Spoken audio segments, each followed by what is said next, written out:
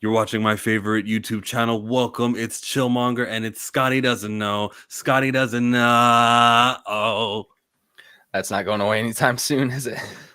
I don't know why it took me so long to make that connection. So, what's the first thing on? The first of our topics here is his name is John Cena. And you can imagine that due to the strikes that we've had, that John Cena's absence from the movie industry and all of his possible upcoming projects is on the back burner. For the next 2 months, Jonathan Felix Anthony Cena has been advertised for World Wrestling Entertainment SmackDown. He'll be at your live Fridays. He'll be in Tulsa. He'll be in all these other dates that I remember from the image that we have up there. That he'll be there, and he won't be in movies because that's what happens in a writer's strike that happened. I think we're like 130 days. What Santa says it every time he streams, right? It's gonna be a long time, and it's been a long time. And so the shows and the content that was supposed to be happening now, due to this writer strike, we're feeling the effects of it. You know what I mean? John Cena has the ability to be like, oh, I got this totally other business that has nothing to do with writers. There's no unions, which is kind of problematic. You know about the union stuff, right? Yep. It's same in all of the combat sports. MMA deals with it too. As far as the MMA one is weird. Pay. When you look at the UFC specifically, the guys who create the rankings are also the guys who book the fights. And that's a conflict of interest. Now, I'm not saying that Dana White is unfair when it comes to the rankings. I mean, but you could also say, like, if they need to incentivize some guy who's got the tattoos and the looks, give him like 3 spots higher than he's supposed to be, you know? There's also something to be said about a judged sport. So, like, they pick the judges for the fights. They pick the judges for the pay-per-views. They pick the judges for the championship fights. So you're more of a fan than I am. Do you notice a problem, or do you just see potential for a problem like I do? I think it's just a lot of potential for the problem. But again, like, they're also picking the best, most entertaining fights, and they are the stories, you know. They have the interpersonal relationships that they know, like, this fighter hates this guy, or this guy's definitely going to want to fight him for this reason. And, you know, it is kind of a circus. One of my favorite fighters is from my area, Aljamain Sterling, and he is very, like, flamboyant almost. And that's not his personality, bro. Like, that is not the type of, even when before he was a champ. So they're definitely, like, UFCing it up, WWEing it up a little bit in the MMA side of things. And that's even before this merger that happened, which I don't think we've seen Cena since, because that got announced back in April. And now this will be the first time John Cena shows up. True. I don't expect that John Cena will reference a single thing about how the UFC and the WWE are now owned under this company called TKO. How do you think they'll roll his character? Maybe he does come in and he's the guy to stir it up like that, because he'll probably only be there for a little while, right? A little while. What would he do? Tag matches, you know, things where he could kind of take a little breather every now and again? Or do you think they're going to have him, like, make a run for something crazy, like go back to the championship? I don't know. Who's the champ? Who has the title now? Roman Reigns? We've seen it. Yeah. See, that's the problem with Roman Reigns and his long ass reign. He's been going hard for 3 years now, when we're supposed to just be entertained. Nah, like he's doing laps around his title contenders. Right. Rematch. It's gonna take the rematch. Look, John Cena coming back, he'll probably do what I would want to do, and that's wrestle people I haven't wrestled with before, just to have to say, so that you could say you experienced facing John Cena. Likewise, the younger people are going to be like, yo, I want to be able to say that I got John Cena. Randy Orton doesn't care about that, and some of the guys were there, Kevin Owens, and they've been there, they've wrestled him, so they don't need that. I do wonder, though, I bet some other people come out. I bet some other people might come out of retirement, and the storyline could kind of, like, branch into some weird territory. Maybe The Rock shows up. He's an actor too, you know? Oh, you're right about that. Why am I not thinking about The Rock and Dave Bautista? I didn't even think about Batista. So these guys are in Hollywood. They're probably part of the Screen Actors Guild, and they're probably unable to do work and all that stuff. If that's the case, here's wrestling. All you gotta do is show up, you know, a little finishing move on somebody, and the crowd goes home happy. You could do things like that. Let someone hit you with a chair one time, whatever. Survivor Series. I want to see 5 actors Gone Hollywood returned to the wrestling ring for a 5-on-5. Yeah, we're getting into like celebrity deathmatch territory here. That's what wrestling is, though. That's what booking is. Yeah. That's John Cena funny. versus Logan Paul. I would watch that. I mean, We'd have to do that. mhm. Because there's a window for that. He could have wrestled Ricochet anytime this year or next year. Logan Paul doing a John Cena match would be interesting. And then they could do the Impulso podcast the week after, like he does with Right. all his opponents. Man. How do you feel about the Logan Paul WWE stuff? I actually so I'm not so much a follower of wrestling, but all of the stuff I see are like highlights. Like he is liked almost like he has like super fans over there. Like, I don't know. I saw one match he was in and it was like a 3-minute highlight of him and this other dude just going back and forth and back and forth. And I mean, he's an athlete for sure. Definitely entertaining. I can't That guy that discredit him. you saw him do a 3-minute highlight, that's Ricochet. Okay. Yeah, that dude's just Those a two are bouncing ball. maniacs. He's a maniac. And a lot of it has to do with Ricochet's ability to, I don't know, time himself to coordinate with someone who's more so a novice. And I'm sure that Logan Paul does all the rehearsals and he's got his wrestling ring at his disposal, but it's just not the same when the lights are on bright. And you're 10 minutes into a match, huffing and puffing, and now they're asking you to perform that thing you did 100 times in practice. It's going to be different. But Ricochet does keep him on track and protects him because it is a synchronized sport as opposed to, well, if we can even call it a sport, but it's a synchronized thing. It's a performance. And I like that. Absolutely. So the Logan Paul inclusion doesn't delegitimize the thing. Like boxing, when you see Jake Paul, Logan Paul there, everyone's like, this doesn't count. These are exhibitions. We can't give them any. These are the influencer fights. But him doing wrestling, as a fan of it, yeah, I know he plays up the heel and we're all supposed to boo him, but the dedication he puts in for these 3-minute clips to be there, we can't ignore that. So he's definitely the best. Is he the best celebrity in wrestling? Yeah, he's got to be. Even better than Floyd versus Big Show. Do you remember that from 15 years ago? My God, yeah. I feel so old. And not for nothing, like people hate on his brother Jake, but the one thing that people admire is his dedication. Like he is dedicated to learning the sport of boxing, to getting better, to fighting better fighters. It's not his fault nobody will fight him. You know what I mean? Like he's only picking up people that want to take fights. So it's only going to take one real fight, like the Tommy, who did he just fight? Tommy Fury. Like that's, one more step above him to keep trying to legitimize himself. He's paying people to fight him. So he has the money to back up and like try to get his name out there. I say go for it, bro. Oh, yeah. You do got to go for it. So that's a result of the strike. There's another result of the strike that's happening, and that's Dune. Dune is no longer going to be out in November. Dune is going to be coming out in March. They're pushing it 4 months, and they probably used the wrong time to announce that. I wouldn't have waited. I would have somehow figured out that we're not going to put a marketing budget behind the Dune because they've done some stuff, some trailers and stuff for a movie that they thought was going to come in November. With the writer's strike, here's how I think about it, okay? It started in the spring. So we knew that there would be like a window in 2024 where there's not going to be content. And I understand that. What I would have done is spread my movies apart. So if I'm Warner Brothers, I wouldn't have had Oppenheimer and Barbie the same time. I would have definitely just instead made Oppenheimer had its movie time and Barbie could have come months later. Because having two movies compete with each other, knowing that you're going to have this, 3-month gap coming in 2024, it's pretty stupid. Spread this shit apart. Yep. So Dune, what Dune does is it relieves Captain Marvel 2. It relieves every other November release and even the late October releases and allows them to have more money.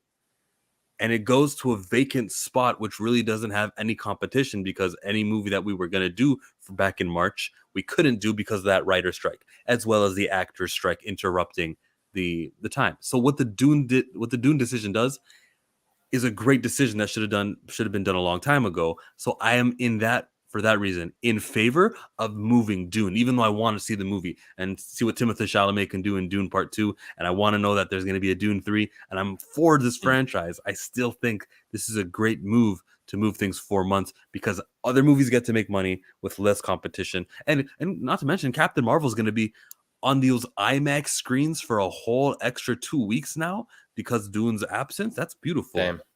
Yeah, that's cool. I didn't know any of that. No, you didn't know that Dune was going to change to March? I knew it got delayed, but I only heard that recently. I don't know. I feel like there's gonna be a period of time if this keeps going where there just won't be movies in theaters. Is that like a possibility? So like this happened with when the pandemic and stuff, like a bunch of smaller theaters and are like not theaters in certain towns anymore. I'm wondering how big of an impact it'll have if it keeps going. I do follow the AMC stock still because of the whole GameStop AMC. I don't know if you remember all that when it blew up. So again, recently, they made deals with whatever to split it up and everything. And this stock dropped to $1.55. And then after they made the announcements and everything, people bought in. It went up to $14. Other news is that AMC's one of their top investors has pulled out.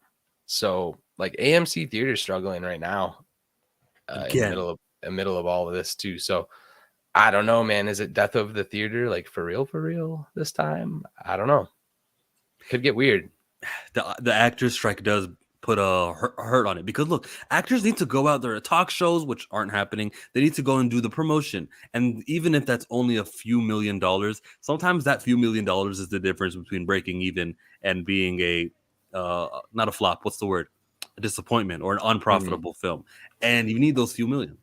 Where's the line there too with like promoting your stuff? Because didn't Jason Amell just a bunch of trouble because he's at a Comic-Con promoting a show he's in, not at the strikes, and people were asking him questions at the con, of course, about it. And he said outright that his own opinion is that a strike is not a smart or wise negotiation tactic. So, but like where he's in the union, so where's the line of like what you can promote and what you can say? And they were calling him a scab. Stephen Amell, I respect. I get what he's trying to say. I get his point. Too. He is trying to say that this is not helpful to the industry, which is true. Because we're just going to leave the industry and come back and it's all damn. Sorry?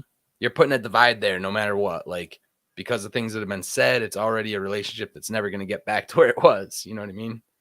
I think that's kind of what you're saying between the actors and the execs. That relationship, as we should have known in that prior strike from 09, 08, there is no relationship. You guys are objects. The fact that you're fighting for your rights, it shows you that they don't respect you. They would have handsomely paid you because they profit a lot. Think of all the millions that these box office grosses are. They're while they have mismanagement with their money and they have like a lack of understanding what streaming is, and it's costing these the little guys, it's costing them because they think that day and date releases was a good idea during that COVID lockdown period. They had a lot of shitty ideas which they had to eat up, and I'm just blaming the studio. So the relationship that you're thinking about, that Stephen Amell is gotta handle it with kitty gloves. No, there's not. You writers, you actors are the pawns to David Zaslav and the other guys who are making $17 million a year. Okay, let's not get that twisted at all. That's the case. That's just all. That's what it is. When it comes to Stephen Amell and his talking points, though, I kind of agree that this is still your industry, entertainment. So Stephen Amell does need to be doing stuff to advertise his upcoming show Heels and other things so that when the strike is over and he's back in his biz, all right, time to be employed. Wait, where's the money? Oh, because we didn't do a good enough job of keeping this entertainment industry afloat.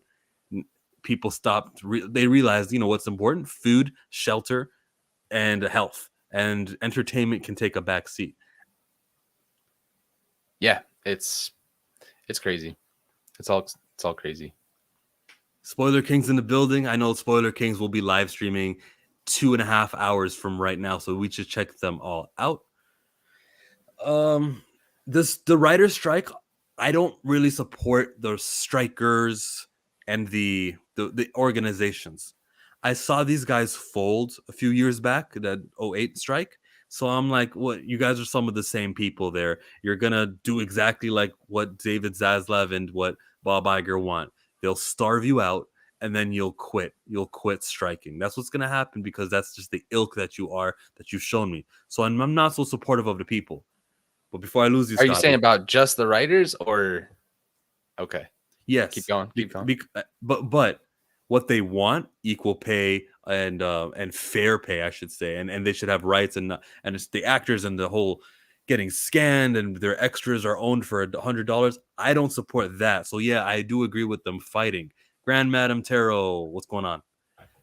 Yeah, I do agree, and I'm all for unionization, all that power to the people stuff, that socialism, politics, and all that good stuff.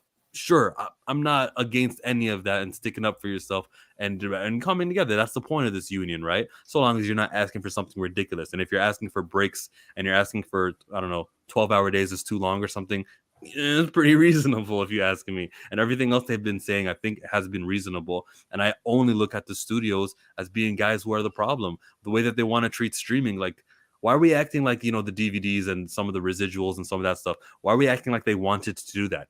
That had to also be fought for 60 years ago when there was a writers and an actors strike before. These studios aren't like your friends. So yeah, I am against studios more so than I am for the unions, I think, and more for the people. I'm just against the corrupt and the greed, the unfairness. The greed is where I'm at. Yeah, the greed is where I'm at. You think about I can't remember which actor. I think it was even Sean Gunn was saying how the discrepancy between the top salaries back in the day was like this. Now it's just continued to go like this, and you just gave yourself a $25 million raise. What are we doing here? Like, what I saw, the writers are asking for like 0.18% of revenue from. Does that mean they're not getting any of the revenue from sales or anything? It's just the writers.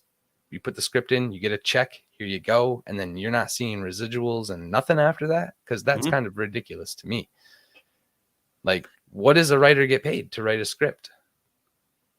They break that down per page. It's probably peanuts, bro, compared to what even the actors make. So, and let's talk about the residuals. Once you write that script and this thing is making money on a streaming service, how do you equate that? Is every watch a percentage of their monthly Disney Plus subscription? That'd be weird. And Netflix is there too. The whole binge dump that they put, it's hard to value what a show brings in and how much retention of your subscription a show has. And so for that reason, we do got to understand how to break that down. And every writer, every actor, every movie about a writer or an actor that was ever made in Hollywood is a story about a person not from that city who has to take everything they own, drive all the way across the country to try to make it and go stand in front of auditions and do this and do that. So now you've made these people move there. Now they live there. Now the cost to live there is up here, and you're still not willing to even raise minimum wage to $15. Like, we've done that. That's easy. You guys they're just asking for a living wage. Thankfully, they get fed on those sets. So a lot of my money, speaking for myself, that's a working toilet, though. They got to go in their car with a bottle, like the Amazon delivery people, like the Amazon people. A good example, I'm supportive of those Amazon delivery people all the time. Bro, like, you've had Star Wars Obsession on here. He is a member of IATSE. During their strikes, there's photos of people sleeping in diner booths because they're eating and sleeping at the same time because they've been at work all day. They're going to wake up in 4 hours and go back to work. So that's the type of conditions that these guys are under. The writer or the VFX director for WandaVision just came out and said he was working 18-hour days. And then when it came to episode 10, they called him and said, okay, well, you're not, no days off for like the next month until we get this off. And he was already doing 16, 18-hour days. Like, he's like, I don't see how this is sustainable. Victoria Alonso, the head of that department, is now not part of that department. So that'll be good. They've replaced her with AI, so it's fine. Doesn't a new WGA president change things? Okay, so it's a new president. Fine. Maybe this new president will be the answer. I actually like some of the statements coming out of this new president. Like, oh, we went to the negotiating table with these head executives and they were trying to explain to us why we should take this deal and why it's so good. And I'm like, okay.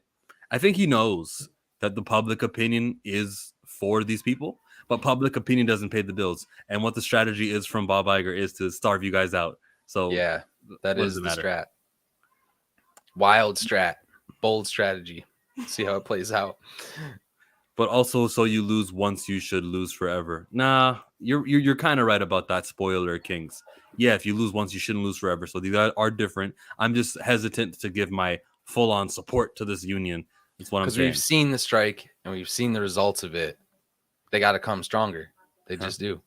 And even though I'm praising them for what they're doing with Dune, moving it from November to March because now there's a space there, and not just March. Let's think about this, guys. Aside from some of those Marvel movies which take a long time to develop, right? So they already filmed the Falcon movie, Brave New World. They already filmed that movie, and it's got a lot of things that it's got to do in post production. So it'll be happening in May with no interruption, as if there was never a strike. Aside from that movie, okay, there's nothing in the summer that's supposed to come out. And so Dune coming in March, maybe too early. Maybe Dune needs to actually be coming in the month of July. And it can be the Barbie of that summer. Because Barbie grossed $1 billion. Barbie's the biggest, highest grossing film this entire year. Who would have thunk it? Mm. Hey, I, as long as they don't delay the video game Dune Awakening, I'll be all right. It's supposed to be a open world survival craft.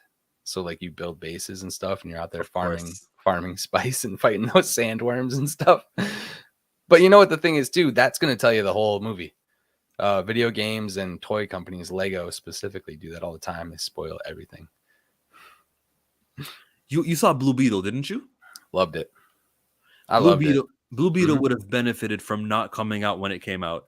Oh Waiting, yeah. sitting on that movie for a long time. Hmm. And then when there's just no movies out, and when that writer strike is over, when the actor strike is over, and they can actually promote it, you get George Lopez on Jimmy Fallon, you get Sholo, and you get all these guys doing a movie, and it's part of the And that's how you DCU. actually kick off the DCU, and then you have a promo and an announcement waiting right after, instead of now we don't know what the hell is going to happen, and we're just like, all right, I guess we wait around for Superman now. I know I'm pissed because I like Blue Beetle a lot. Just saw that it had a weekend decrease of minus 49%. That's not a good number. It's just a decent number. Did you see the director confirm that we see another character in the title sequence? No, what So is it? when the title first opens up and all of the, like, you see all the colors bursting out, you know those are all scarabs, right? It's like red, blue, green. So if we get half of those, like, I don't know if you saw any of the animated Blue Beetle stuff, but there's many scarabs and they're all awesome and hilarious. But there's a green beam that collides with the Blue Beetle, and the homie that directed this confirmed that's a Green Lantern. Oh, nice. So I thought that was pretty cool. It's a I little want thing in there, but you know. George Lopez Tacoma Lego set. What does that mean? Tacoma, Oklahoma? Oh, the truck. Yeah, the truck, right? He Oh, wants yeah, that truck. he You're right. wants You're to right. build the Tacoma Lego set. I love that. And they got a blue one too. Oh, that's great. What's up? What's up? It still has not released in China.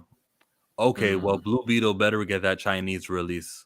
Yeah, They don't dude. know any better. They don't know, like, they just see a superhero movie. Yo, Blue Beetle. Mm-hmm. Let's just check it out. Yeah, we see a Green Lantern, kinda. The Tahoe. Okay, Mm-hmm. the taco. Taco. Next topic. After John Cena, after Dune, and sort of this writer strike, we got to get to your field of expertise. Hey, look who made it. What's this guy doing here on a Monday? We're just talking Star Wars because now it's time for Ahsoka. There's been some talk about the lightsaber stab. I in no way defend it. I don't think Sabine Wren should have been hit there. I don't think that's the way we should treat lightsabers, and I've got my issues with it. Scotty, I saw you tweet something. I think I saw you tweeting under Star Wars Theories tweet and how Oh, you probably. disagree. Oh, probably. You disagreed with his mentality of it. I think it's just plain. Wait, well, let me read one. Blue Beetle deserves so much better. Strollo and Lopez promoting it would be good for this movie. Mm-hmm. My mistake. Let's get back to you, Scotty. This whole lightsaber ordeal. How do you feel towards it? Because I am really against it. Against her not dying, or people just being stabbed and not dying, or her particularly? Yeah, hers particularly not dying in that scene, the stab Mhm. going in, stab going out, the treatment of lightsabers, and they could be these things that affect humans, interact with humans, and don't kill them. I don't like that at all. Like they got to decapitate. They've got to do things. The decision, the writing process. I don't know how Dave Filoni sat there and said, and then she gets stabbed by a lightsaber. This is great. She'll be here for episode 2. I don't like that. I don't think that lightsabers need to be how he treated them. Yeah, I get that. I get that. But I actually agreed with what Theory was saying about how Qui-Gon had been preparing himself to cross over into the Force, and how this was like the moment he would be able to do it, and still like later on be able to come back and communicate with Obi-Wan. The thing that I took issue with was because he just went in and hating on Reva and how she didn't die, and how the Grand Inquisitor didn't die and all this. But I'm like, people don't have to die from being stabbed by a lightsaber. Darth Maul got cut in half and still lived. People have limbs cut off and, they cauterize right away. You can sear an organ and then, I don't know. The bottom line is the tech that they have available, we don't know anything about it. Qui-Gon is on a space station with no help around at all. Right. No matter what, I don't think they would have been able to save him. Is it plot armor? Sure. But I think once lightsabers start to do actual damage, it's going to be much more impactful, I guess. And I ultimately think that really what that scene comes down to is her not following it. Like, she's trying to take this path that Ahsoka thinks she should go down. I don't think she's really like, I want to be a Jedi. She's abandoning her Mandalorian roots. Had she have had her armor on, that wouldn't have happened. So now I think that's why she's like pulling her armor out, setting it on the table, because she's still finding herself. Like, she doesn't know who done she that is. with a grazing blow to the side where you could see, Sure. like, okay, so there's no vital organs there, nothing like that. But she's definitely missing a little bit of Sabine Wren that's not there. That used to be there. What if she's also force sensitive? No, they said that she wasn't. Hu Yang was like, you have the least aptitude I've ever Yeah. seen out of any. No, Remember I that? agree. Yeah, Yeah, I do. so she's not force sensitive. Or if she is, she's got 1/1,000,000th metachlorians as opposed to Anakin, who had 1/100th per metachlorians per blood. I Metachlorians honestly per think they're ounce. probably trying to water this down so that we're not doing this every week when someone gets stabbed. But When someone gets stabbed, this shouldn't be a conversation we have. I don't think that there should be a Reva scene where so someone dies every time they get stabbed in the stomach region, no yes, matter what. yes. And if you Okay. can't, that's not a ridiculous ask. If you can't, the ask is pretty reasonable. If you're going to use the lightsaber and you want to do damage to people, there are amputations. There are. Let me ask you this: during like colonial times, or we'll go back to like the Viking era, how many people got run through with spears and still lived? You're right. For that weapon, you're through right. infections and all kinds of other nasty stuff. Like, this is a clean weapon, bro. Just a little poke, you're fine. It's a little poke, you're fine. You miss an organ, bro, and you just like, people get, I don't want to get too gross. People have whole rib cages removed by great white sharks and still live. So like, what are we talking about? The great white shark can come up to you and just take your liver for dinner and you still live. Yeah. We're talking about this really hot item, which is about this round, and it's this maybe 2 inches. And so there's just a cylinder of missing Sabine Wren. And that lightsaber is supposed to be boiling the insides of you, which, like you said, infection. Well, there's that too. It's not just the stab, it's also the heating up of everything. And so even with the immediate medical attention right afterwards, I don't like it. I wish if the wound was a little bit more to the side and it was really just skin that it I was. think it was. I think like they showed her stomach. You go back, freeze frame it for yourself. Yeah. I'm convinced. I think she's fine. Okay. I don't. Let's see here. It says, I mean, this point, more characters survived a stab, even being cut in half. If you use the dark side, that you can retain yourself. And unfortunately, Reva, After being cut in half, you need to do something like that. You got no legs, bro. A stab wound is a little different. Your bottom half doesn't have any vital organs. There are people alive right now who maybe got in a train accident. They don't have the second half, but they are still there. You got George Lucas, how many followers do you have? Sorry, how many subscribers? 3K. I bet you some of them have stab wounds and they're fine. Out of 3,000, you think that's we got one in there? Man, George Lucas wanted Qui-Gon dead in order for Ben to be Anakin's teacher. You're right. And he died. So, but what's that got to do with anything, Jarence Bowman? Like the way that he killed him told me and taught me that that's the way that people go out. Let's read something from Star Wars Obsession. Oh no, Star Wars Obsession is right here. I have no legs. I have no legs. I'm still alive. I have no legs. Sorry. I'll read a couple more before I get into you. People survive all sorts of stuff comparing knockoff brand Xana to Maul on stabbing abilities. Maul can stab like a mother. Look, I'm just saying the stabs that Maul had in the dark side and the explanation there makes sense to me. They at least they tried. The Reva stuff as a Anakin was leaving no youngling. And when he in the future, when he actually kills her and goes, "Oh, I knew who you were this whole time. What, you think you got past me?" Boom, he gets her again as she's an adult. Why wouldn't he want to kill her? So first of all, the motivations of the character of leaving her to live would be crazy. Darth Vader wouldn't do that. And then there's also the fact that she just got stabbed by a lightsaber, which I am not. Oh, look who's here, K-Dot, which I'm not for. What do you call the dude with the worst grades of medical school? Doctor Sabrine. Oh, that's a good point right there. Yeah, you could call her a Jedi. Just because she's got the worst grades or she's got the worst midichlorians doesn't mean she's not a Jedi. Yeah. A back to tank can heal that. Sure. Maul top half still fell from a big height. I know. The dark side. That's what changes everything. Dark side keeps you alive. But does it though? Also, I mean, does it though really?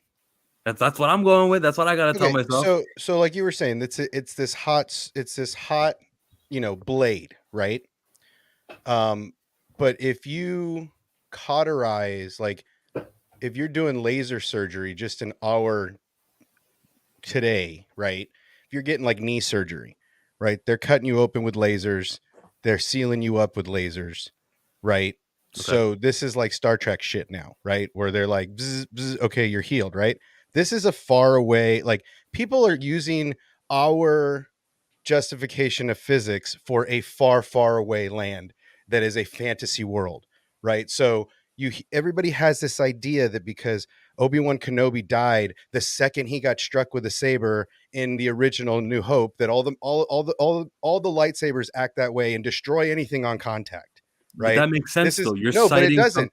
He did that as a force, as like, here's your last lesson, kid. I'm becoming one with the Force. It wasn't because Vader slashed through him and killed him. Obi-Wan transitioned into the Force in that moment, deciding that was his moment, much like Yoda did on the bed and like Luke did on his rock. Okay. Right. So that's what everybody has, this ridiculous impression of lightsabers, that they touch you and you're dead. Right. Luke lost a mitt. Right. Anakin lost a hand, leg, arm, leg. Right. All of, we've seen people get hit. Died from a lightsaber, or did the fall kill him? No, I think that's more of the fall, right? I think because he doesn't, the lightsaber, look, the idea that Qui-Gon uses his saber to heat up this door and to melt down this door is a master Jedi trick, right? This is the ability on these sabers. There are different length attachments. There are every Jedi has a different style of lightsaber. So not every lightsaber is identical, just like every katana blade is not identical. It's about who made the blade to dictate how powerful and sharp it is. Lightsabers are the exact same thing. If one lightsaber to rule them all, then Hugh Yang would have made every lightsaber and just given it to the younglings, right? It's their power, ability, strength, and knowledge that makes the lightsabers much more powerful for grandmasters, right? Like Qui-Gon Jinn. You see him turning his saber. You don't know the physics of his lightsaber. Like Kanan's had a height adjustment switch on it that Ezra was like, doot, doot, and it shrunk down to his size, right? Yeah. Not all lightsabers are created equal. So it's That's a good way to think about like things. the ones built during the Order were far more superior because like Ezra's was crap in comparison because it was built from shit that they found in power cells given to him and parts of Chopper. Like it was a piece of crap in comparison to Qui-Gon Jinn or Anakin Skywalker, But right? it was Like a these. blaster. I mean, yeah, I mean, Mhm. it's samesies. Like he had a different style than the masters of the Jedi Order, right? This is a little kid building his last lightsaber. It's a different story between the Qui-Gon Master Jedi that has built probably 4 or 5 lightsabers to an Ezra Bridger that this is his second saber with crap parts, right? It's like apples and oranges here, right? It's like me building a samurai sword and then going against an 8th dynasty master sword builder. My sword would be inferior. So the ability to use your lightsaber to open a big metal door was utilized in a movie. But if I go back to Clone Wars and Rebels, I'm pretty sure I could find other They examples of just cut, right? They just cut through where Qui-Gon's was unique because he actually like melted the locking mechanism, right? He didn't just cut a big hole and go, ha, and I come through, right? He So why does actually, that mean that the lightsaber is different or his abilities are different? Why doesn't it mean the door is different than what we've seen in other things? well, I mean, again, a grand master that should be on the council, somebody as powerful as Qui-Gon Jinn, knows the fundamentals of the lightsaber more than a 18-year-old who's never really trained by masters, who was trained by a Padawan himself, right? So like the intricacies of the way the saber is used, the ability to pour your force energy into your lightsaber to do different things. I don't know. I'm not a master saber technician, but I'm saying is you have master like Qui-Gon Jinn that uses his saber in this very interesting way, and then you have Ezra Bridger's lightsaber that is, like a just a piece of crap. Spoiler King says, also, can the wielder of the saber change how strong the saber stab is? Maul was super strong, Shin maybe not so much. That's what Star Wars Obsession's saying. Does Scotty feel the same way about this? The stronger the wielder, the more it has? Bro, if I could see that in writing in canon somewhere, sure, but I don't know. You guys lost me about 15 minutes ago with that rant, so Well, I mean, Also, think about it. If you have so much more knowledge of the Force, right? You know what your saber can and cannot do, right? Ezra doesn't really know what a saber can and cannot do, nor does Shin, who was raised. It looks like raised by a runaway Jedi, right? So yeah. she's I not think getting. it is now that I'm like replaying the scene in my head, I think it's implied that he's using some ability. I don't know if it's the saber itself, but he's definitely like, because he puts it through the first one, he's starting to try to cook it, and then the other one shuts on it, and he pulls the saber out, and then Obi's like handling stuff, and then he really like puts it in and caresses it a little bit. Right. But yeah, I really feel like it's a technique that Qui-Gon is using, not just put my saber in, put it on high like a blow dryer and blow through the door. I really do think it's Listen to you technique. guys. It's a technique. Because he was older, sounds he like a died. stretch. Well, I mean, yes, Ro- you got to also understand Qui-Gon Jinn gets stabbed, and then there's a 20-minute fight while he's just laying there on the floor dying. Obi-Wan goes and scoops him up and says, "What's going on?" There's no medical frigate right there. There's no Bacta tank. There's no, what did Homeboy use on Din Djarin? The Bacta spray that I IG-88 used, right? There was none of that. Topical. Qui-Gon was left there after a battle to die, right? He didn't transition into the Force. He died. They buried his ass, right? Like he didn't get to complete all his training either, but he seemed to be far more knowledgeable than even Yoda, having spent time with the Wills starting that journey. He may be far more knowledgeable than Yoda, but he's not more generous than William Moloch with the super sticker. I gotta give you something. Money. Money. Thank you. You have the best like high five videos. Like your appreciation videos are top notch. You gotta love it. Wrestling, baby. So Dooku Saber was cold. Scotty says, "What is that? Is an emoji? That's a cold emoji. It's a cold face. Yeah. It's like the mind trick or visions. Not every Jedi had all the same skills that transfers over to Saber skills. Why is the color of the saber different? That's a whole different topic. I guess because they got to sell new toys, but in canon, I don't know. No, he's saying and why the color is different because each Jedi has a different connection and ability. With their Well, saber. and I think saber color. I think we're going to get more into that as we get maybe a background into Balin. I think we'll get a little more into Maybe. that. I doubt it Uh, though. We've seen blue and green for the good guys and red for the bad guys. Listen, guys, there's 3 primary colors and 3 secondary colors. We're gonna run out, and there's dark saber, right? Well, I mean, you also have, I mean, Fallen Order kind of gave us a little more of that. Also, didn't Battlefront or one of those other Star Wars games have an orange saber in it also at some point? This isn't new. This isn't new news. This is old hat. That they've already introduced us to this. This is the first time we've seen it in live action. No, Ray, what was hers? Yellow. At the very ending, what was Gold. it? Gold, yellow. Yellow, gold, yeah. Okay. Mhm. Did Leia have an orange one? No. Green. Oh, Leia was green, eh? Mhm. Okay. How many times have you seen that movie? The of that flashback with Leia? How many times did you go and watch? Dozens and dozens. I've watched the sequels dozens and dozens and dozens of times. I did not ask all that now. Yeah. All roads lead to the sequels. You still on that? Dude, it's already in play. Like, I mean, Dave could be going to like some really interesting places from Legends, some really interesting places from EU. I mean, there's a lot on the table, but yeah, I mean, this is Thrawn. Thrawn has to come back, either get his butt kicked or actively leave to go save his people, right? Like he has to leave at some point, or he has to be defeated before we get into the First Order stuff, right? Like we've already seen that in Mandalorian, the battle for whose camp is going to resurge the Empire. Is it Moff Gideon's and the Mandalorian strong arms, the Shadow Council, or is it going to be Thrawn and his group, right? But we've seen Hux and that group, so there's already power plays for all of this. So now it's just a matter of how Dave leads us there. Thrawn being a major chip that they have to put on the table, and then somehow Game of Thrones style take him off the board, whether that's going to save his people with a group of Jedi like Ezra and Balin and Hu Yang and Ahsoka, and that's why they're not around, or does he get defeated by this lovable band of misfits, right? He has to be removed from the table to progress the story towards the First Order. Well, for the story to make sense, you're right. Mm-hmm. Yeah, and I think that's Dave's primary focus right now with the Mandalorian, with all of this. I think these are all big board, whiteboard plays like Feige. What an Chillmonger. obstacle. Yes. Chillmonger, don't you want the story to make sense?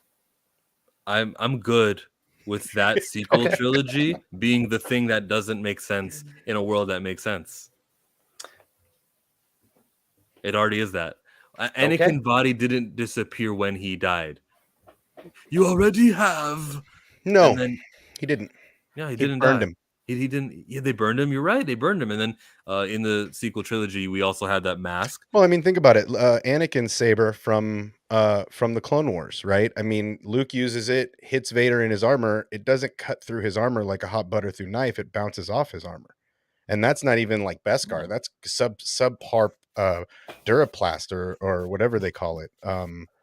So even his saber wasn't. I watched an interesting video that kind of made me think of sabers different, more like katanas, right? If you hit a certain way and the true functionality of your blade, does it act like a katana where there's a very sharp edge that is able to cut, whereas the rest of it is a little dull and kind of acts like the backside of a katana? I watched this video. It kind of made me wonder.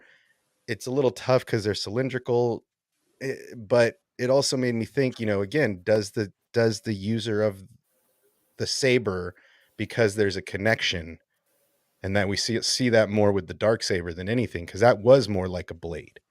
Do you remember in the High Republic issue #1 where somebody had a blade and he was like hanging off of plants? Yep, I do. I have it right here. I'm gonna share the screen in a second. But yeah, everybody stopped reading after that. Well, don't you remember? Everybody stopped reading after that. They literally did. This ruined it for everybody. Well, this and the fact that she has an NPC haircut, Well, what are you going to do about that? This is an issue, though, isn't it? That the lightsaber would be slowing the character all the way down. That's No, it's Not not necessarily. unfortunately. Ahsoka stopped herself in Clone Wars 7. She didn't And keep going when she stuck her blades into the ground to keep her from falling down with the rest of the ship. She held herself up, resituated herself, and then jumped off. She but uses you see how in the picture the lightsaber was doing damage. It was going through and cutting like hot knife through butter, and then it slowed until I guess it slowed her down from falling. That's a problem. And even the writer said it made a mistake. Kevin Scott, was it? He tweeted out, "My bad." Well, I think, Yeah, and like but I said, I think that's they have that in Ahsoka also. I think she did something similar where she didn't keep going with the weight of her body. She kind of stops, reassesses, and then jumps off. You know, she jumps off the ship. So again, it's listen, man. Bottom line is these Star Wars fans don't want to read, so they don't want to know the truth. There's a literal YouTube video out there that will show you about a dozen different materials from canon, EU, legends that lightsabers can't cut through. Like, fans are picking and choosing what they want to use as a reason to abandon Star Wars. And or this to, is or to stuff just that take we're shots, seeing not through. even abandon it, because ain't nobody stopped. People Nobody's walked stopped away. watching. People Nobody's gonna walked stop. away from this comic because of this panel and the attention that some of our favorite YouTube channels gave it. True. I'm not joking, bro. That had a huge influence on it, and it's really unfortunate. I can't ignore that. It feels like there's this divide. It's somewhat political, but it's also more than that, where it's just if you're, let's just say, right wing, and that's for lack of a better word, everybody. I know I'm not characterizing this properly, but there's just right wing people. That means I must hate Star Wars. Oh, did you see that they had diversity on their whiteboard during the High Republic meetings where they were talking about planning everything? You remember that? That's why that this isn't for us. Avoid the High Republic. And Well, I mean, I called it months before. I mean, me and Scotty have been talking about it for months.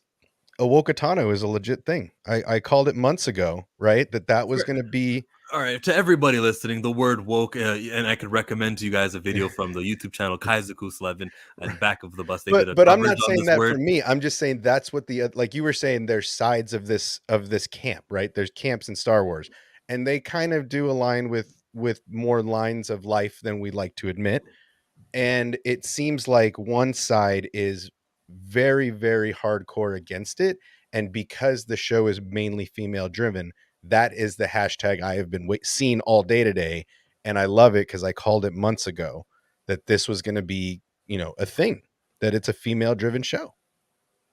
Yeah, and it's fine. Yeah, it's unavoidable, and It's for that unfortunate. reason, it is doomed, and it is not going to be what the Star Wars we want. And Dave Filoni is really nice with Kathleen Kennedy because they've had a relationship, and for that reason, Dave Filoni is not the one. And I'm like, no, I am the guy taking shots. I think you said obsession. I'm taking shots at A it. lot You're of right. people are. Yeah, I'm yeah. not using this to give up on Ahsoka. There's still very, very much likable things. The new galaxy. There's still just the furthering of the Rebels plot, getting to see Harrison Dulu over again. I'm still pleased by a lot that the show is giving me.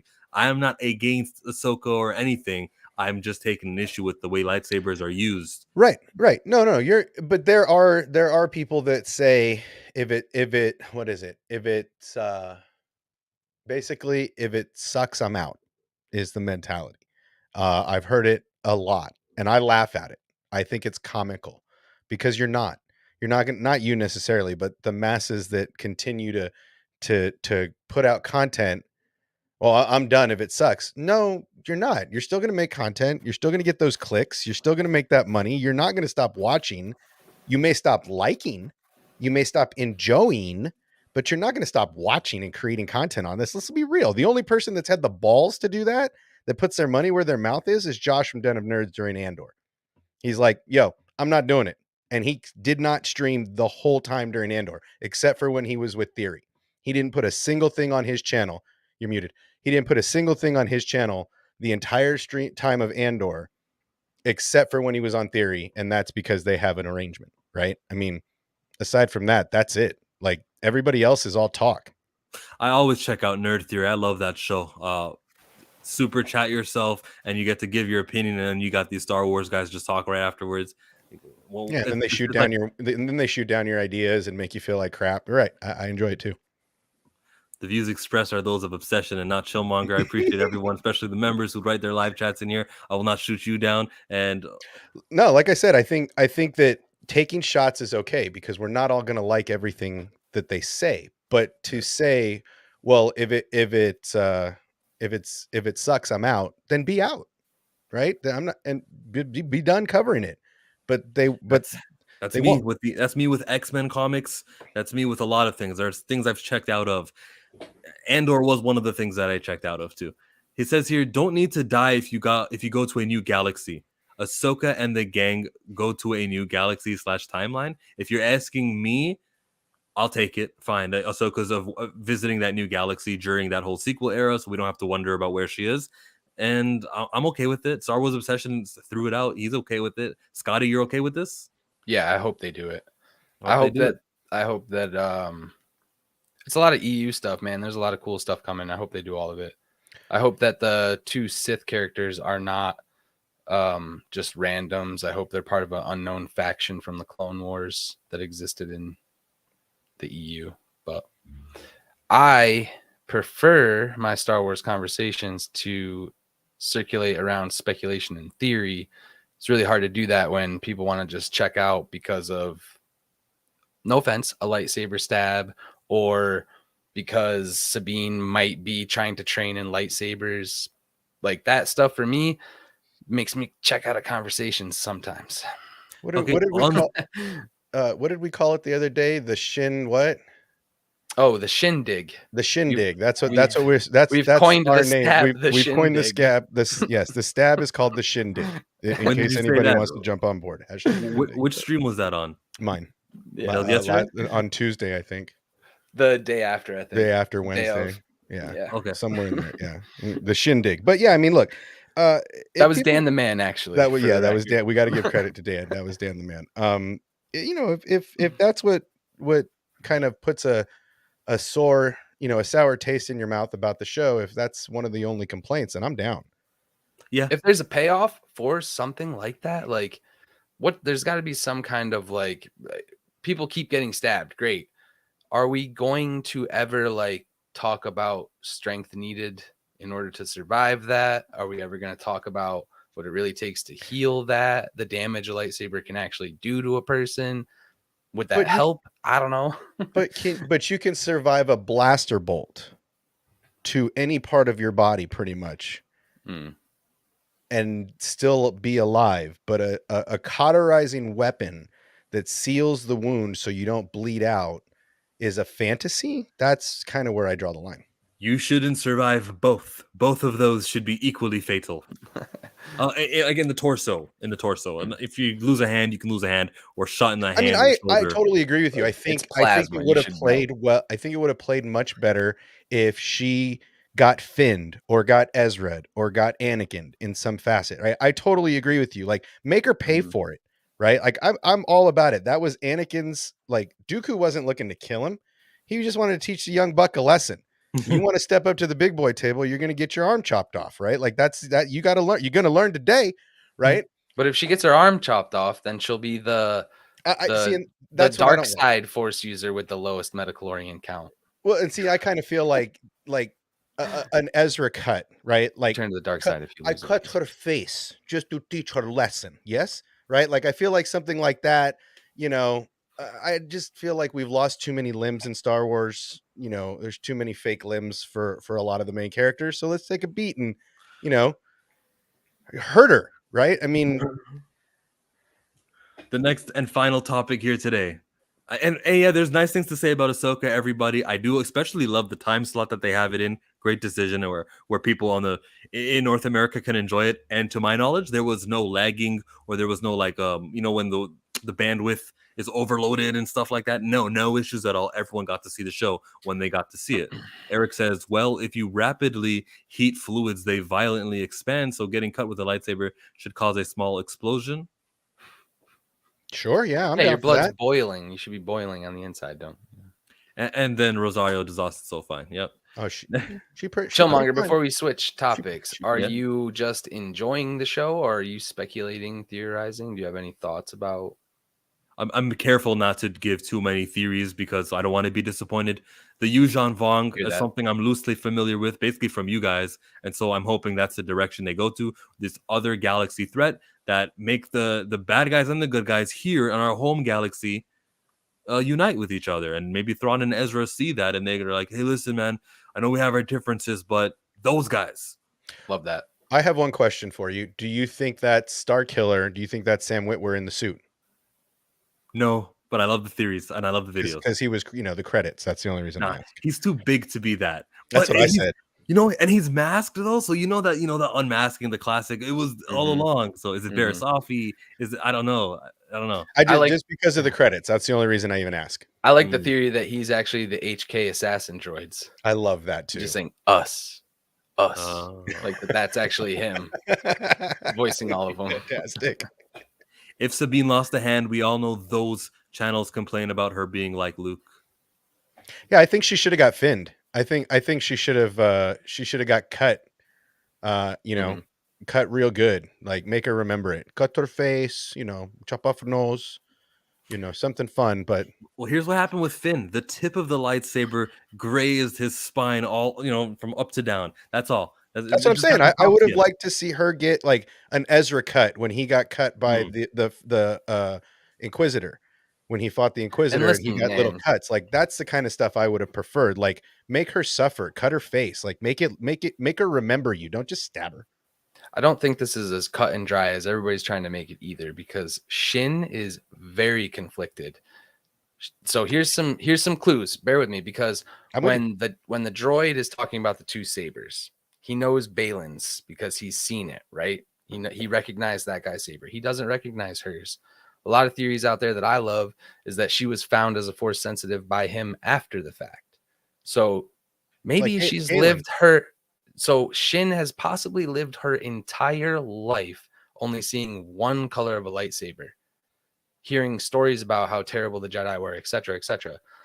She's seeing a green lightsaber for the first time in her life. She might have questions for this person and not even wanted to kill her. Well, I feel like she was toying with her food too. Like she didn't. I like Scotty's better. I like Scotty's theory, and that's why I don't want to make theories, because I'll be disappointed if that's not the case. Because there's just more to that character. There is more to that character. She was just being too flamboyant. She was like using her cloak to like. Just it was too fancy. She was playing with her food. She wasn't never once used the force. Like nah. She could have picked her up and force choked her, threw something at her, done the Vader. She didn't. She was totally toying with her food, running her cape across her face. Like I wanted to see a little more like, make her remember you. Just don't stab her appendix that they're gonna take out, We're getting into James Gunn right next, and there's an article here from We Got This Covered.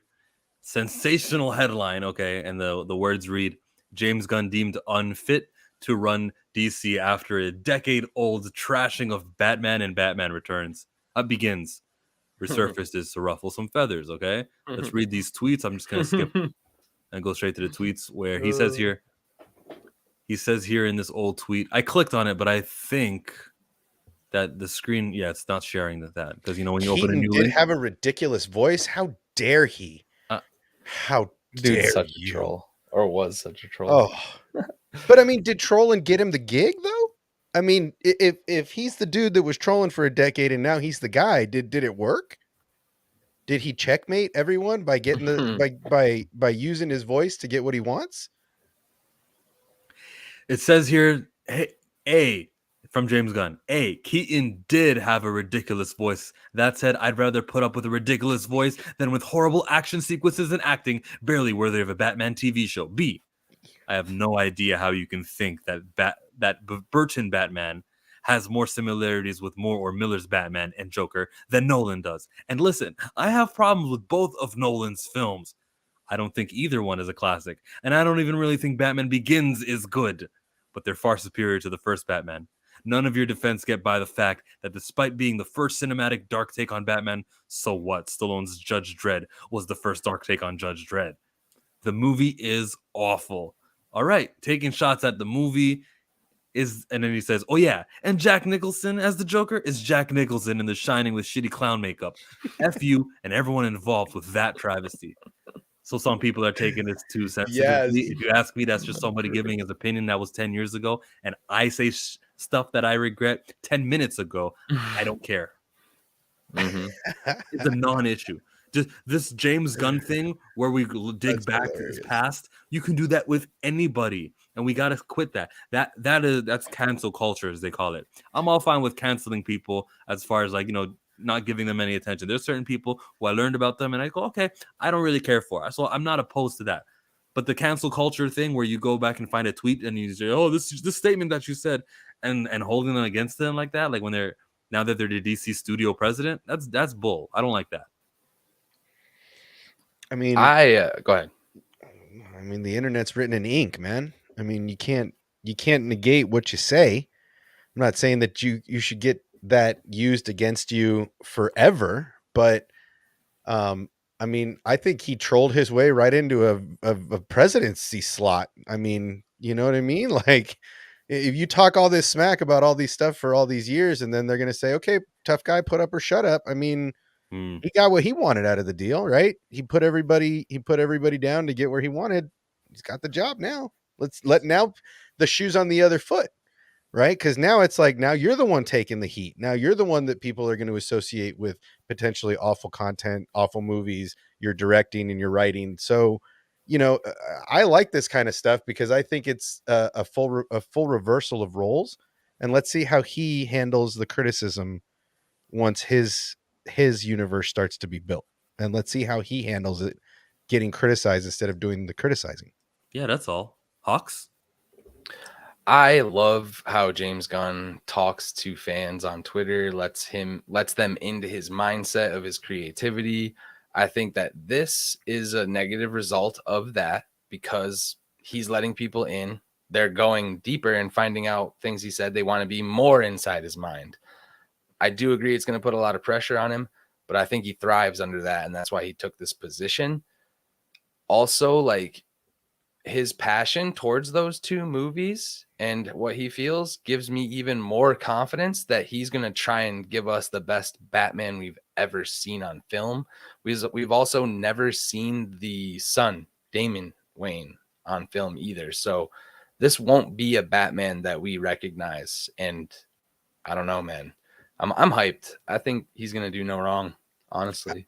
Can I honestly say that I care zero about the DC universe, so this is like entertainment one for me because I've never really. I mean, I like the Aquaman. I thought Momoa was awesome. I thought it was fun. So yeah, my take on DC is trash, but I love that this dude trash talked his way into a presidency, into a CEO spot. Like, that's great. I'm thinking optimistically, like you guys are too. What if this guy comes in here and gives you the greatest Batman we've ever seen? And then by comparison, you know what? What he said was true. Those were crappy Batmans because they don't have anything against the standard for Batman that he created. So it's not an issue to me at all. It's not an issue even if he creates a mediocre Batman. Okay, but give James Gunn the same technology that Keaton's director had at the same time, and let's see if he makes an equivalent movie, right? Like, you're limited, this is an Iron Man quote, but you're limited by the technology of your time, right? So these guys have mocap, these guys have green screen, these guys have all this technology that makes building worlds. You have Unreal Engine to help them get an idea of how they want to build things out and set a set, including the lighting and the people. So like, the technology of today gives these guys way more. And so, yeah, okay, I get it. You're a hot director, but on the other side, you probably wouldn't be shit without the technology of today. So go shoot on some 35 millimeter, go edit on some 35 millimeter, go light with some par cans and some non-LEDs, and let's see how good your work really is. Because if you're going to talk all and this is just me being a shit talker myself, sure, right? But if you're going to talk all that smack, then you have to walk through the same shoes as those people walked to be even remotely in the conversation of being better than them. And he hasn't done that yet. And because those tweets, it wasn't a tweet, I should say, because Rosales is looking for clarification. So this is a screenshot of a Facebook or a Facebook post, Yeah. thumbs up. comment. Okay, that's Facebook right there, and you can see from the like, you see down there where the 7 likes, that these are things that he said on Facebook that somebody on Twitter found and resurfaced them. There's more tweets and stuff and more posts on him that it's way too tiny to even read. I don't care. I mean, we get the point. I'm just trying to say that he can have his opinions, and that's going to be completely fine with Mr. Monger over That's here. mental illness, right? What is? All the cropping out all those tweets and putting them on a nice little spreadsheet and then moving it to the internet and then making a thing about it and creating a thread. Like, that's mental illness, you think? It is if it's ridiculous. But if OCD, you It's maybe? obsessive. It's journalism. obsessive. Everybody's got a little OCD, right? It is. Everybody's got a like, something, right? Like you tap your So cigarette you're- 2 times before you light it. let me get this straight. I got about 30 opinions on Marvel characters today. I'm going to get hired in 15 years to write about them. My opinions are the same as that day that I wrote all that down on the internet. It's just like, what are you doing to yourself, man? You're who hurt you? Where did they touch you? Yeah, like, do you need a hug, man? So I when just- a WWE person gets signed, okay, the fans, they will look and read everything in your social media. And there's been so many times where this new hiree from NXT, they're in developmental, and the week that it gets announced and they're all there for the group photo, ready to start my journey. You find out about, oh, this person said this word, that word, this person posed for this magazine, and you're like, what the F? And there's like damage control that they've got to do before they announce the signings. They tell them, delete your stuff. I think Iman Vellani from Marvel, she deleted all her social medias. The only thing people could find was Letterboxd, where she said something about the Captain Marvel movie, which wasn't pleasant. I mean, ScarJo hasn't had social media in years and years because of these kind of Mhm. things, right? Like there a lot of name actors have released social media as an entirety because it's just, for them it's too much, right? You're getting tagged and tweeted and all of every day, all day for it's just too much. So a lot of these actors have chosen to abstain from social media as a whole. But yeah, I mean, this is, to me, it's fun. I'm eager to see how the fandom treats the other side of the coin. I don't think that the actors do that for some good reason or for their mental health. I think they say they're above this crap. Like, you guys are the peasants using this stuff, and we are the actors. We don't need it. I think actors are also the most insecure people in the world. So like giving them access to somebody belittling them day in and day out could be a depression spiral for a lot of those insecure people, right? Like Taylor Swift can handle it, maybe ScarJo can't, right? I mean, that's kind of how I look at it. Sometimes some people just can't take the criticism, other people feed on it. I respect Taylor Swift so much. I know this is off topic, but Me too. she writes her own music. That's significant. She's not, and she's been on top for how long now? I watched a short today that was talking about Taylor, about being the greatest musician of all time, and how performing musician, like their show and their writing ability and all of this, and how the only person on par with Andrew her Schultz is Michael Andrew Jackson. Schultz. Yeah, is Michael Jackson. And I was like, man, that's an interesting take. That's going to start debate for an eon to come, because you just, like, you're trashing Beyonce, you're trashing Gaga, you're trashing all of these, amazing artists, and trying to the best. It's just like Star Wars. You're trying to say who's the best, what's the best, who's got the right answer. Nobody. It's opinion based. People want to give praise so much that it starts being ridiculous. Just say nice things. Just say this person's really good. Not everyone's got to be the best basketball player. Some like LeBron, some like Michael, and it's fine. I could tell you that having watched the lines and the craziness for entertainment shows in my city, that her fans, that's some of the craziest stuff I've ever seen. The Swifties are legit insane. Like, the fans, there was a line around the stadium just to get merch 4 days before the concert. I'm not kidding, dude. For 4 days straight, they opened the merch store and people were standing in the hot ass sun, baking out there for hours to get a t-shirt. Remember when we had free time like that? That's ridiculous. Dude, now. it I don't was even wait I in was line for befuddled. food if there's two people. I'm the same way. My better half called me a line elitist or something like that because I hate waiting in line. Like she's like, you cut traffic, you don't. Nope, there's a line. Bye. But again, I just people are that passionate about everything in Star Wars and DC and all of this. This goes back to James Gunn. You know, James Gunn is passionate about what he believes for his job, right? For the stuff he's doing. And he believed that a dozen years ago. And I hope he's still, that passionate about what he's doing now to create great content. Yeah, I hope this just fires him up if he does see this resurface. Warner Discovery moved Dune's release date, but left Aquaman. So much confidence in Aquaman. Let's just remember that there's going to be viewings that would have gone to Dune, which will now go to Aquaman. That may result in a few extra million. And then the Christmas release. Go ahead, Scotty. Those views aren't going to Aquaman. No one's going to see Aquaman. Aquaman's going to bomb almost as bad as The Flash did, and that's why they don't care. They don't care about that film, bro. If they didn't care, Amber Heard is still in that. No one's gonna go see that, bro. I'm telling you. Oh, I'll go watch Amber Heard for sure.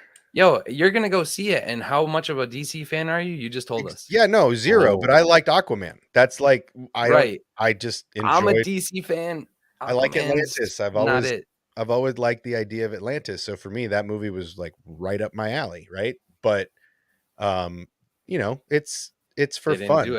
I think if they really didn't care, they would have left Dune where it was. They would have just let it dwarf Aquaman, put it to bed, put it to rest, and be done. Well, that's why he's in the end of the Flash in that universe, right? Yeah. Because it's like now the Flash is in this universe, and he's the Aquaman there, and Clooney's the Batman there, and they'll never come out of that universe ever again. I know this is an awful take, but like I enjoyed the Flash a lot for funsies. I did. Not for fun, yeah. I don't know the canon. I don't know. I've never been a big follower. I was a Christopher Reeve Superman fan. That was my Superman. But I mean, it was fun. My partner walked out going, "That was fun." I don't know nothing about nothing, but that was fun. Yeah, I had fun with the Flash as much as I did with Gunn's Suicide Squad. Like I actually didn't need to see Gunn's Suicide Squad. Don't know why he made it. I'm not sure why companies don't require you to delete everything that they put on the internet. They know he did. I think that was the deleted thing that they found.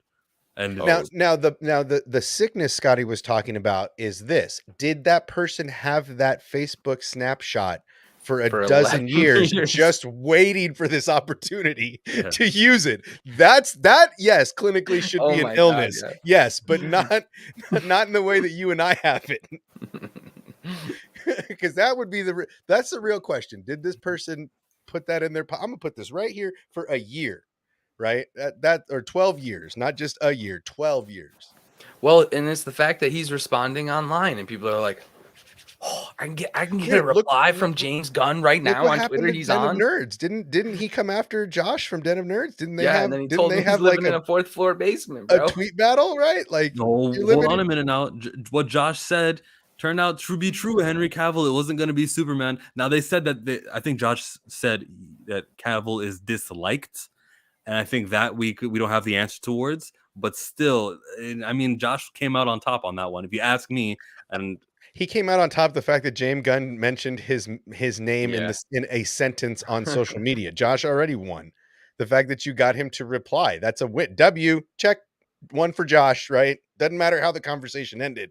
I value content creators and new media, and I don't think that just because an industry established person interacted with them, it means let Rosario Dawson retweet or reply to one of my tweets and watch me wreck this shit behind me with excitement. I'm just saying, bro, like when you like or even don't like a person and they respond to you on Twitter and they're like uber rich and famous, every streamer is like, that's it.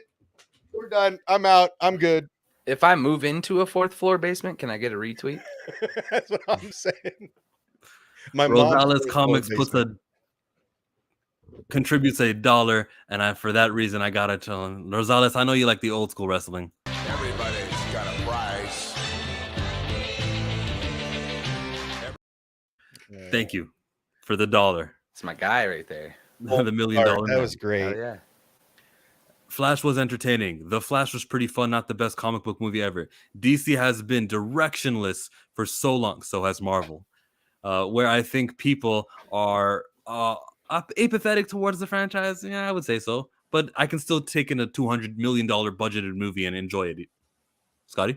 Yeah. On that last comment, one of the things that has me like most excited about it is the ambition. This will be the first time that an actor or a chosen person plays the live action, the voice, the video game, the comic. Like it's all going to be that same character throughout all the iterations. He keeps saying that time and time again. So, and that is the strength of building. Because if you see one, you gotta see the other one. You never know Yes. where Superman's gonna show up. The interlockingness, and if you get these actors, who do they get? David Corenswet. That man doesn't have options. Whatever he signed earlier this year, he signed a lifetime's worth of work, and that's fine. That's fine. Superman should be that. Well, I mean, didn't Superman show up in Shazam? Right? Wonder Woman showed up in the second Shazam, if I'm not Kinda. mistaken. So like, yeah, they have to do. you know, weird they may stuff not have about- done face, they may not have had the Mhm. face in it, but they put the presence there. So, I mean, I think cheating it like that for a lot of those off, you know, the new stuff he's trying to do, I think it's smart. But look, Obsession, the only way they had to cheat it like that is because they didn't have the contracts figured out from 2013 Man of Steel. At this time, he does. And Yep. so there's a bunch of cameo appearances. There's the 10-minute appearances, and then there's the full feature-length appearances that are being mapped out right now. And what's the guy going to do? Oh, no. He's not going to say no to that stuff. He doesn't have options. Here's David Corenswet. There's a million people who want to play Superman. Well, I mean, it's the same. I think it's the same as Spider-Man, right? I mean, if what I heard about the plot for this legacy film is true, have you heard any of that stuff yet? Dude, this could be a very profound film. Like it is supposed to be a world, maybe not a world war, but it's definitely like a world threatening or a threat to the overall global something. Okay. And it's essentially the decision making that happens between Superman and other groups of heroes that already exist. There are other people that want to make decisions on how to handle the situation, and it comes down to basically the moral code of this Superman, from what I've heard. So, and you're going to meet every damn character he has, I think. It's going to be a big film with a bunch of cameos, characters that you're going to see in the cartoon society, weird characters. Like, give me that. Give me some dude alien with a jar on his head in the first film, please. That's DC, dude. That is DC. Like, if the actor who plays X character in the cartoons, games, films dies, will they Black Panther said character? They shouldn't, because characters are eternal, and we shouldn't ever associate one being, a live human being actor, whose time is temporary. We should never ever say that that's the actor. They're one of the that's same. actually a very, very good question that I would actually like to ask him. I don't think anyone's ever really brought that up to me, and Wait, no one plans on these guys dying, right? Yeah, you yeah. cast 30-year-olds, so you never know. But actors, like, how fast are you going to turn around these projects, right? Like, is it going to be Well, I a mean, 10-year contract, a 5-year contract? Look at the Fast and the Furious franchise. They've been ducking Paul Walker's character for years, making him an off-screen character for years because they don't know what to do. This is going to be the last film is going to have his brother doing mocap to bring the character back. So, I mean, it's the same kind of stuff, you know. I mean, look at Ray Stevenson, right? That character could have had more in it in the future, but now that character, I mean, you can't recast that character. I mean, you could, but it's kind he may also die in episode 8 for all I know. Yeah, exactly. But my point is that these people aren't bots, right? So this, you know, the writer strike, the actor strike, all of this stuff prolongs the release dates, prolongs the dates they can get back to work. Something happens to one of these actors during this downtime that's detrimental to the studios, right? So they're only hurting themselves during this time, because what if another Ray Stevenson accident happens? What if another Paul Walker happens? Yeah, it's possible, right? sure. And that's a risk. And to that, I say the show must go on.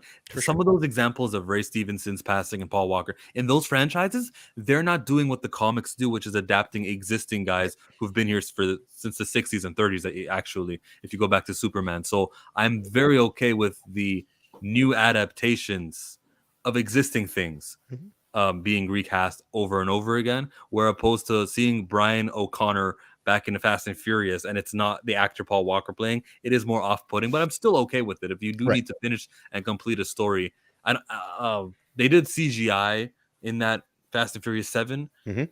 to reconstruct the face, and that was for short. Yeah, go ahead. His brother did all of the stand-up acting stuff. So the beach scene, that was his little brother, that they just didn't have a clear focus on his face. And then they used a lot of CGI, but they had years of footage on him over the years to do that. So with some of these other actors, they may not have banked material that they can go back on if something happens. That's the tricky part of today, is that the world is moving faster and faster, and things are just happening all the time. I mean, look what happened to Paul, my guy up in Reno, Hawkeye. Clint Barton? No, what's his real name? Jeremy Renner. Jeremy in the Renner runs SoCal himself over accident. with his own plow, right? I mean, things happen. So these kind of delays put all of the stuff that we like and are looking forward to in the crosshairs every day. Every day that this stuff goes on, James Gunn could potentially lose a character, an actor that he wants to use in some of his future content. And it's a slippery time for these studio directors. Especially in these interlocking worlds now where we gotta have all these franchises, and the chances that because actors were dying even prior to this attached universe stuff, it's gonna happen, and we gotta have a precedent that is set, and then not the one that they set when Chadwick Boseman died. And it's funny enough, it's like the anniversary of his death. But did you feel like they did a decent service not recasting the character? You don't think they did a service to that person, not just recasting a new Black Panther and letting the character die in canon? I vehemently disagree with that mindset. I think a lot, and I would extend this longer than I wanted to go. I got my hour in. We talked about what we talked about. If we do a recast video, which I plan to do one with Zach Attacks Reviews, I'll let you know about it before it happens. I hit him up on Twitter actually because we've been planning this thing. It sucks that this is the 3-year anniversary of Chadwick Boseman's death. I didn't plan to do a recast video about it. And I don't really like commemorating anniversaries and stuff, especially sad stuff like that. But it's just the only time me and Zach have. I was talking to Zach. Let me check my DMs. He might have DM'd me during the show. Actually, you know what I'm not going to do? I'm not going to do that during the show. So let's end the live stream. Recast T'Challa. Jonathan Majors is innocent. All that good stuff. Enjoy Ahsoka coming up tomorrow. Star Wars Obsessions YouTube channel can be found at, there's the whole word there, the Star Wars Obsession. The. Add the the. And you're not Scotty Hawk. It is. You can find me Scotty Hawk. Wasn't it Hawkward Gaming? It's a few different things, but you'll find it under Scotty Hawk now. Just you can Google Scotty Hawk. He's the first thing to come up. Where to find us? Find us. Peace.